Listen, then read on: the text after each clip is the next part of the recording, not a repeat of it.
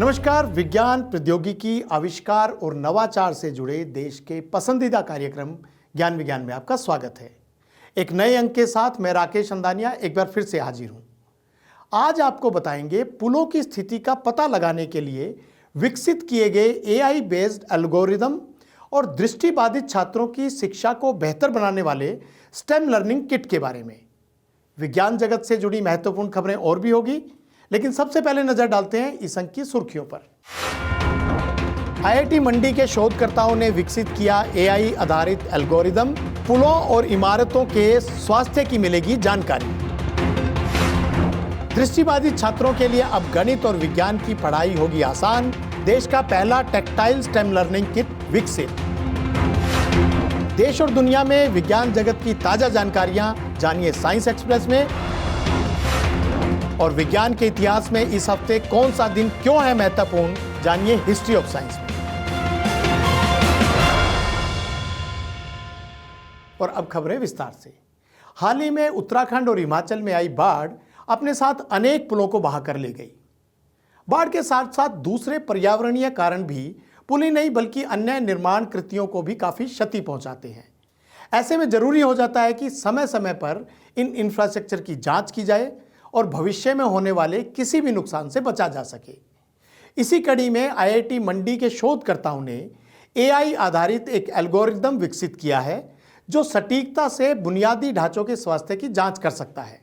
कैसे, आइए जानते हैं ज्ञान विज्ञान की इस रिपोर्ट में।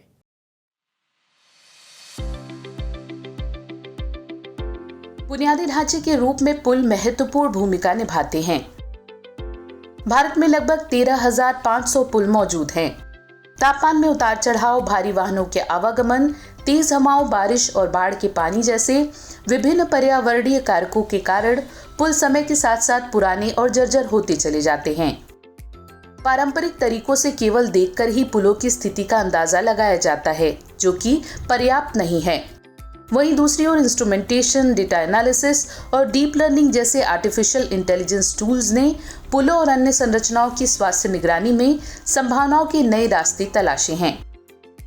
ये तकनीकें समय के साथ पुलों में मौजूद किसी भी दोष का पता लगाने, उन्हें समझने, मापने और साथ ही भविष्यवाणी करने में काफी उपयोगी साबित हो रही हैं।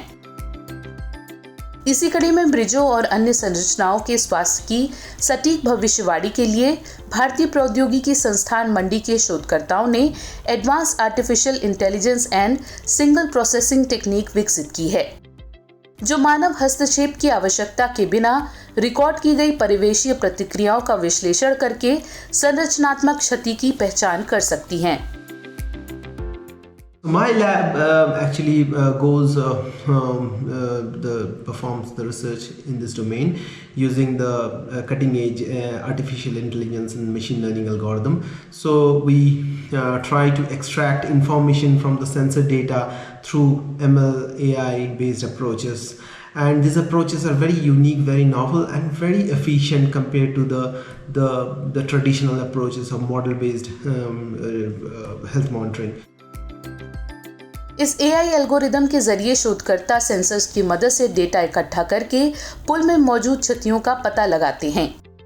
इस एल्गोरिदम की क्षमता का आकलन करने के लिए शोधकर्ताओं ने इसका परीक्षण एक क्षतिग्रस्त पुल पर किया, जिसमें उन्होंने कंप्यूटर मॉडल में जानबूझकर डैमेज को पिन पॉइंट किया।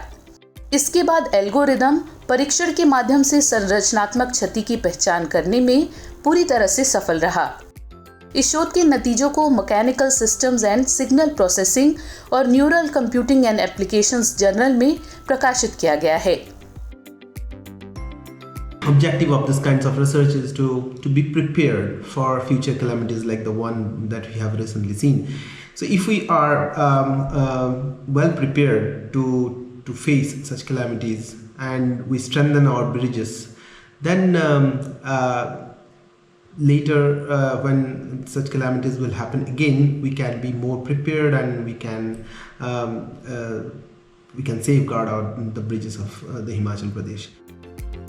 शोधकर्ताओं का कहना है कि इस एआई बेस्ड एल्गोरिदम का उपयोग केवल पुलों तक ही सीमित नहीं है, बल्कि इसके जरिए रोपवेज, बिल्डिंग्स, एरोस्पेस स्ट्रक्चर्स और ट्रांसमिशन टावर्स की समय समय पर जांच कर जरूरी सुरक्षा उपाय किए जा सकते हैं।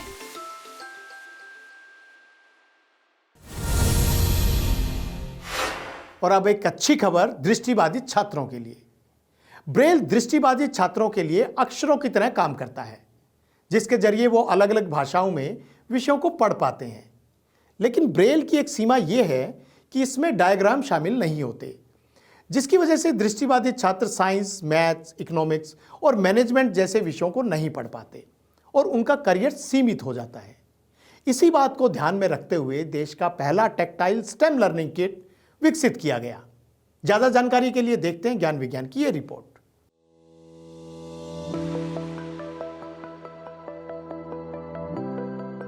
आमतौर पर छात्र 3 तरह से पढ़ते या सीखते हैं, एक देखकर, दूसरा सुनकर और तीसरा छूकर। आम छात्र तो इन तीनों प्रकार से पढ़ाई कर सकते हैं, लेकिन दृष्टिबाधित छात्रों के लिए केवल छूकर ही पढ़ाई संभव हो पाती है। ऐसे में उनके लिए ब्रेल ही एक माध्यम है जो उनके लिए अक्षरों का काम करता है। लेकिन ब्रेल की भी एक सीमा है, जिसमें मैप, ट्रायंगल, स्क्वायर और सर्कल आदि जैसे डायग्राम शामिल नहीं हो पाते, जिससे दृष्टिबाधित छात्र साइंस और मैथ्स जैसे महत्वपूर्ण विषयों की पढ़ाई से वंचित रह जाते हैं। इसी समस्या को ध्यान में रखते हुए IIT Delhi incubated startup Raise Line Foundation ने विभिन्न संस्थानों के साथ मिलकर और कई वर्षों की शोध के बाद देश का पहला टेक्टाइल स्टेम लर्निंग किट विकसित किया है। तो मैप जो है हम कलर्स देखते हैं, भाई मध्य प्रदेश एक कलर में हो गया, उत्तर प्रदेश एक कलर में हो गया, तो हमको पता लग जाता है कि ये उत्तर प्रदेश और मध्य प्रदेश की बाउंड्री ये है, क्योंकि वो उस कलर में है, ये इस कलर में है।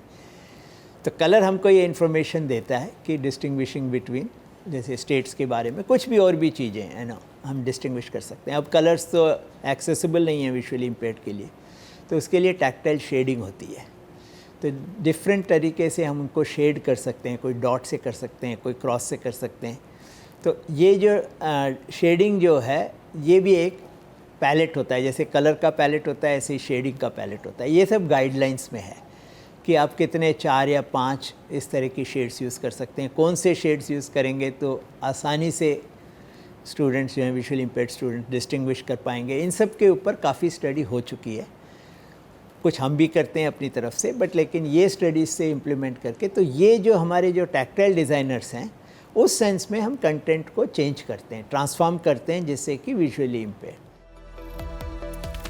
इस टेक्टाइल स्टेम लर्निंग किट में साइंस और मैथ्स की 1 से लेकर 10वीं कक्षा तक के पाठ्यक्रम के डायग्राम को टेक्टाइल में बदला गया है।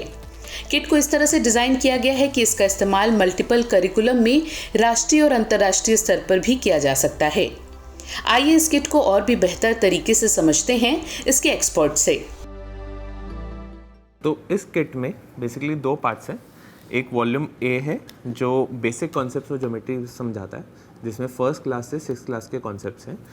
इस किट एक वॉल्यूम में मल्टीपल बुक्स आती हैं, तो इन बुक्स में बेसिकली हम लोग सारे कॉन्सेप्ट जो मैथ्स से रिलेटेड हैं वो एक बच्चा टच करके, फील करके अंडरस्टैंड कर सकता है। जैसे ये इक्विलेटरल ट्रायंगल में बाइसेक्टर का कॉन्सेप्ट है, तो वो बच्चा इसको समझ के आराम से रीड कर सकता है। सिमिलरली ये जो बुक है, ये हम लोगों ने XRCVC, एक मुंबई की ऑर्गेनाइजेशन है जो विजुअल इम्पेयरमेंट में काम करती है, उनके साथ हम लोगों ने ये बनाई है। जो दूसरी बुक हम लोगों ने साइंस के लिए बनाई है, वो हम लोगों ने सक्षम के साथ, सक्षम ट्रस्ट करके है, दिल्ली की ऑर्गेनाइजेशन है, इनके साथ मिलके बनाई है। इसके अंदर साइंस के सारे कॉन्सेप्ट्स जो इम्पॉर्टेंट है वो हम लोगों ने कवर किए हैं। तो जैसे basic concept of digestive system, reproduction, movement, वो सारे कॉन्सेप्ट इस बुक में कवर्ड है। एंड अब यूजिंग दिस बुक कोई भी बच्चा 10th क्लास के एग्जाम्स एंड ऑल साइंस और मैथ्स में भी दे सकता है। डायग्राम्स या स्ट्रक्चर्स को छात्र खुद से बना सके, इसके लिए ज्योमेट्री किट भी विकसित किया गया है। इसके द्वारा छात्र 4th से लेकर 10वीं कक्षा में पढ़ाए जाने वाले मैथ्स के सारे ज्योमेट्री कंस्ट्रक्शंस को अपने हाथों से बना सकते हैं। हम लोगों ने एक ज्योमेट्री किट भी पैरेलली बनाई, जो हम लोगों ने मिस्टर अनुपम गर्ग हैं, उनके साथ मिलके बनाई। एंड इस किट में टोटल अराउंड 38 कंपोनेंट्स हैं, छोटे छोटे, जिनसे हम लोग क्लास 4th से लेकर क्लास 10 तक की सारी मैथमेटिक्स की कंस्ट्रक्शन कर सकते हैं। तो इस किट में मल्टीपल पार्ट्स आते हैं। एक स्लेट होता है, सर्कल्स आते हैं, ट्रायंगल्स हैं, लाइन मार्कर्स हैं, जिससे हम लोग ये सारी कंस्ट्रक्शन कर सकते हैं। छोटे बच्चों को ब्लॉक्स से खेलना काफी पसंद होता है। इसके द्वारा वह गेम्स के जरिए मैथ्स को और भी बेहतर तरीके से समझ पाते हैं। इस बात को ध्यान में रखते हुए किट में माइक्रोसॉफ्ट के साथ मिलकर विकसित किया गया जो ब्लॉक्स शामिल किया गया है, जिससे छात्र जोड़ घटा आदि सीख सकते हैं। बच्चे इसके साथ कुछ कुछ बनाने की कोशिश करते हैं। तो जैसे उसने इन दोनों को साथ में खड़ा किया, उसको रियलाइज़ हुआ कि हाँ ये 9 नंबर का ब्लॉक था, ये 12 नंबर का ब्लॉक था।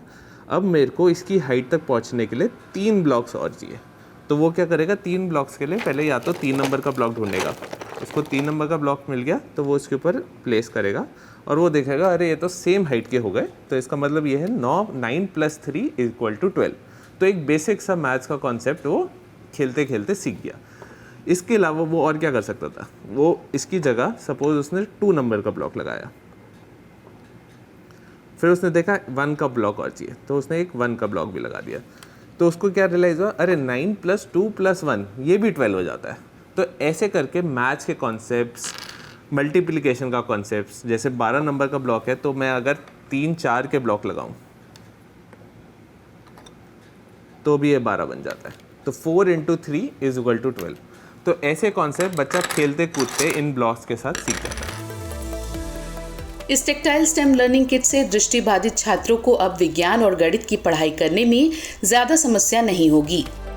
इस किट में शामिल किताबों को देश भर में 1000 से भी ज्यादा बच्चे इस्तेमाल कर रहे हैं और कुछ बच्चों ने इनसे पढ़ाई कर बोर्ड एग्जाम में अच्छे अंक भी हासिल किए हैं। जाहिर है आने वाले समय में टेक्टाइल स्टेम लर्निंग किट ज्यादा से ज्यादा दृष्टिबाधित छात्रों तक पहुंचकर उनके भविष्य को और भी बेहतर बनाएगा।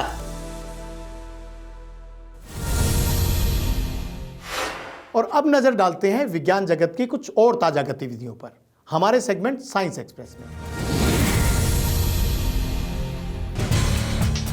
चंद्रयान 1 के डेटा की स्टडी कर रहे हवाई यूनिवर्सिटी के वैज्ञानिकों ने दावा किया है कि पृथ्वी के हाई एनर्जी इलेक्ट्रॉन चंद्रमा पर पानी बना रहे हैं। ये इलेक्ट्रॉन पृथ्वी की प्लाज्मा शीट में हैं, जो मौसमी प्रक्रिया के लिए जिम्मेदार हैं, यानी इनके होने से ही पृथ्वी के मौसम में बदलाव होता है। वैज्ञानिकों का मानना है कि ये इलेक्ट्रॉन चंद्रमा पर मौजूद चट्टानों और खनिजों को तोड़ या घोल रहे हैं, जिससे चंद्रमा के मौसम में भी बदलाव आ रहा है। नेचर एस्ट्रोनॉमी जर्नल में प्रकाशित अध्ययन में कहा गया है कि इन इलेक्ट्रॉन्स ने चंद्रमा पर पानी बनाने में मदद की होगी। भारत ने निपाह वायरस से निपटने के लिए मोनोक्लोनल एंटीबॉडी डोजेस को फिर से इकट्ठा करने के लिए ऑस्ट्रेलिया से संपर्क किया है। आईसीएमआर प्रमुख डॉक्टर राजीव बहल के मुताबिक मोनोक्लोनल एंटीबॉडी ने पहले फेज के ट्रायल को पास कर लिया है और अब तक विश्व भर में 14 लोगों पर इसका परीक्षण किया गया है। गौरतलब है कि केरल में निपाह वायरस से हाल ही में 2 लोगों की मौत हो चुकी है, जबकि कोझिकोड जिले में 5 लोग इससे संक्रमित हैं। कई गांवों को कंटेनमेंट जोन के रूप में घोषित किया जा चुका है, जबकि संपर्क में आए 1000 लोगों की पहचान की गई है, जिनमें 200 लोगों को हाई रिस्क वाला माना जा रहा है। भारतीय प्रौद्योगिकी संस्थान कानपुर के निदेशक प्रोफेसर अभय करंदीकर को विज्ञान एवं प्रौद्योगिकी विभाग का सचिव नियुक्त किया गया है। कैबिनेट की अपॉइंटमेंट कमेटी द्वारा विज्ञान एवं प्रौद्योगिकी विभाग के सचिव के पद पर प्रोफेसर करंदीकर की नियुक्ति को मंजूरी दी गई है। आईआईटी कानपुर से पहले प्रोफेसर करंदीकर आईआईटी बॉम्बे में डीन फैकल्टी अफेयर्स और इलेक्ट्रिकल इंजीनियरिंग विभाग के प्रमुख के रूप में कार्यरत थे। उन्होंने आईआईटी बॉम्बे रिसर्च पार्क के पहले प्रोफेसर इंचार्ज के रूप में भी कार्य किया है और साथ ही वे कंप्यूटर सेंटर आईआईटी बॉम्बे के प्रमुख भी रहे हैं। प्रोफेसर करंदीकर की टीम ने टेलीकम्युनिकेशन के ग्लोबल स्टैंडर्डाइजेशन इनिशिएटिव्स में अहम योगदान दिया है।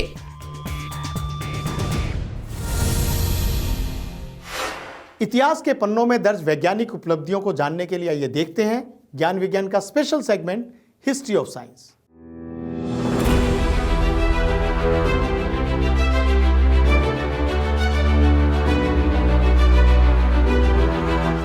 27 सितंबर 1825 को लोकोमोशन नंबर 1 इंग्लैंड में स्टॉकटन से डार्लिंगटन रेलवे तक सार्वजनिक लाइन पर यात्रियों को ले जाने वाला दुनिया का पहला स्टीम लोकोमोटिव बन गया। लोकोमोशन नंबर 1 का निर्माण जॉर्ज स्टीफेंसन ने अपने बेटे की company Robert Stephenson and company में किया था। जॉर्ज स्टीफेंसन ने दुनिया की पहली ट्रेन चलाई। इस लोकोमोशन 1 ने 450 यात्रियों से भरी ट्रेन को 15 मील प्रति घंटे की रफ्तार से खींचा। 27 सितंबर 2003 को यूरोपियन स्पेस एजेंसी ने स्मार्ट वन मिशन को गुएना स्पेस सेंटर से लॉन्च किया। ये प्रपल्शन टेक्नोलॉजी का उपयोग करते हुए और छोटे उपकरणों की बैटरी के साथ चंद्रमा की ओर बढ़ा था। स्मार्ट वन मिशन का उद्देश्य नई सोलर इलेक्ट्रिक प्रपल्शन टेक्नोलॉजी का उड़ान परीक्षण करना था।